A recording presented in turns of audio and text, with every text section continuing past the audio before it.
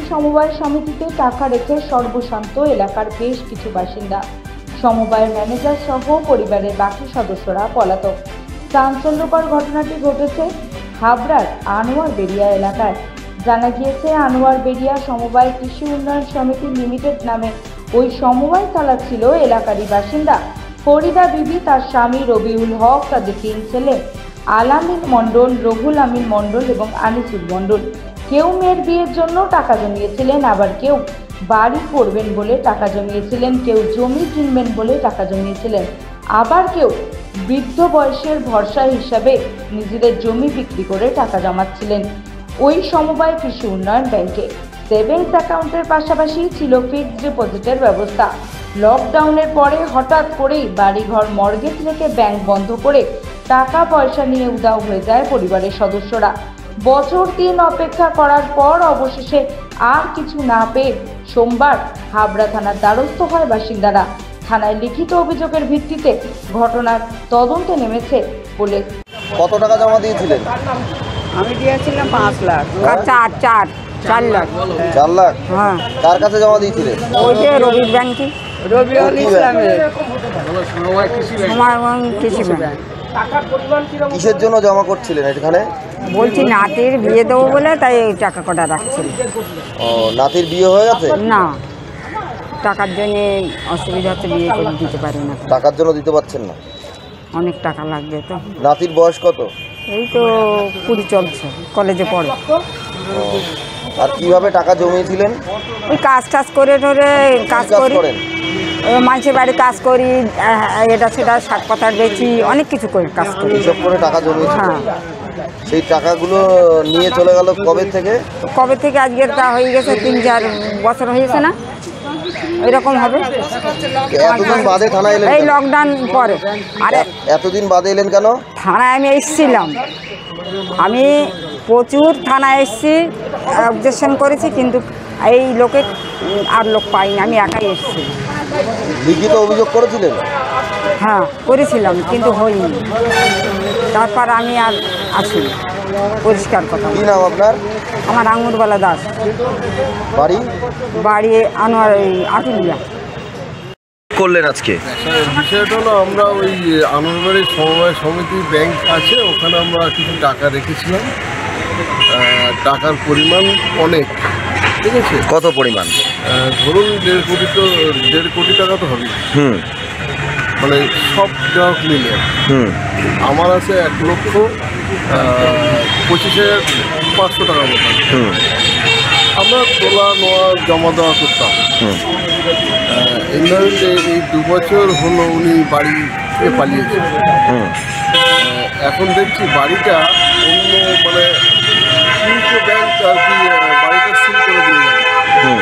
আমরা দেখলাম ইউকো ব্যাংকের সিল, ওনাদেরকে জিজ্ঞাসা করলাম দাদা কী ব্যাপার, বললো আমাদের কাছ থেকে এরকম লোন নিয়েছিল, আমরা বাড়িটা সিল করে দিয়েছি। আমরা বললাম তাহলে আমরা তো সব গ্রাহক। আমরা কতজন গ্রাহক এরকম সর্বশান্ত হলে? 100 তো হবে, 100 বেশি ছাড়া কম।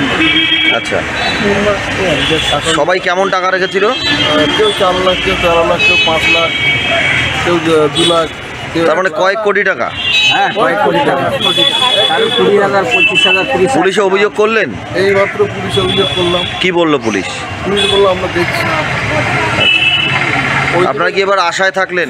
আমরা আশায় আছি যদি প্রশাসন আমাদের কিছু মানে করে। সবাই কিভাবে টাকাটা জমিয়েছিল? সবাই সব ওই খেটে সব, কেউ জমি রেখেছিল, কেউ মেয়ে দিয়ে দেবে বলে রেখেছিল, আস্তে আস্তে একটু বিক্রি করেছিল। আচ্ছা, আপনি অভিযোগ করলেন? হ্যাঁ, আমি অভিযোগ করলাম। এদের কি নিয়ে? কি নাম আপনার? আমার নাম মোহাম্মদ ইলিয়াস মণ্ডল। জমিয়েছিলেন এখানে? তা আমার প্রায় 5 লাখ, 5.5 লাখ টাকা। আচ্ছা, কেন এই ব্যাংকেই কেন জমালেন? ওটা বাড়ির কাছাকাছি তো, এবার আর ব্যাংকগুলো অনেক দূরে, আর এটা কাছের গোড়ায়, সবসময় যাওয়া আসার জন্য আমি এখানেই ওর জন্য করেছি, কাছের ধারে বলে। আর যেহেতু সবসময় আমাদের বাড়ি যেখানে করলে সুবিধা হবে, বেশি একটু টাকা বেশি দেওয়া হবে, এই সব বলেছে। বাড়ির ধারে গিয়ে 1 বছর 5 বার যেত। হ্যাঁ, ভালো ব্যবহার করতো। এই করে আমরা এবার, আমার ছিল পোস্ট অফিসে, আমি তুলে এনে ওখানে রেখেছি। তাও ওরা মনে হয় 70-80 জন লোক হবে। অনেক লোক শুধু আমার একা না, অনেক লোকের টাকা এরকম করেছে। তা কত টাকা হবে, কত জমা করে? তাও অনেক মানুষের দেখা গেল, কত মানুষের 5 লাখ, কারুর 7 লাখও আছে, আবার কারুর 2 লাখও আছে, এইভাবে এরকম করেছে। এবার আমার কত টাকা? আমার ধরো এই 5 লাখ 5.5 লাখ টাকা কিভাবে জমিয়েছিলেন এটা? আমি জমিয়েছি, মানে আমার ছেলে অটো চালায়, সেই আমার ছেলে অটো চালায়, আমি থাকতাম ভাড়া বাড়ি, আমার স্বামী নেই, ওই ছেলে নিয়ে ভাড়া বাড়ি থাকতাম। তা আমি একটু জমি কিনবো বলে আমার ওই ছেলে এনে আমার কাছে দিত, আর আমি গিয়ে ওখানে রেখে আসতাম। মাসের বই করেছিলাম, সেই সব টাকা তুলে আমার ওই ছেলের আবার MRI করে দিয়েছিলাম। এইভাবে আমার জমানো, আমার স্বামী নেই, ওই ছেলে এনে দিয়েছে, আর আমি গিয়ে ওই রেখে জমিয়েছি। জমিও কিনতে পারছেন না, আমি এখনো সেইভাবে আমি কিছু করতে পারছি না। তাহলে আমার ওই না দোয়া এসে থেকে আমি কিছু, এই টাকাগুলো কে নিয়ে গেল, পালিয়ে গেল কে? ওই যে ওর না রবি, ওর নাম রবিউল ইসলাম, আর ওর ছেলেও ছিল, ওর ছেলের নামটা কি জানো?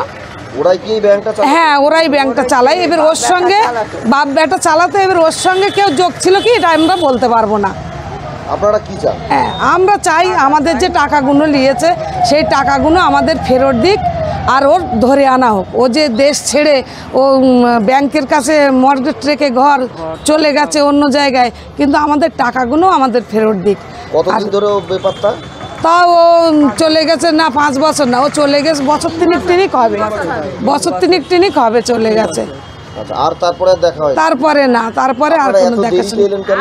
আমরা ওই অনেকে বলতো থানায় চলো, আবার বলি কি থানায় গিয়ে কিছু হবে, এইসব ভাবনা চিন্তা করে সবাই তো আসেনি, ওর জন্য আসা হয়নি। এবার এখন সবাই বলছে একসঙ্গে সবাই চলো, একটা ব্যবস্থা হবে, গ্রামের মেম্বাররা বললো, তাই আবার চলে আসলাম।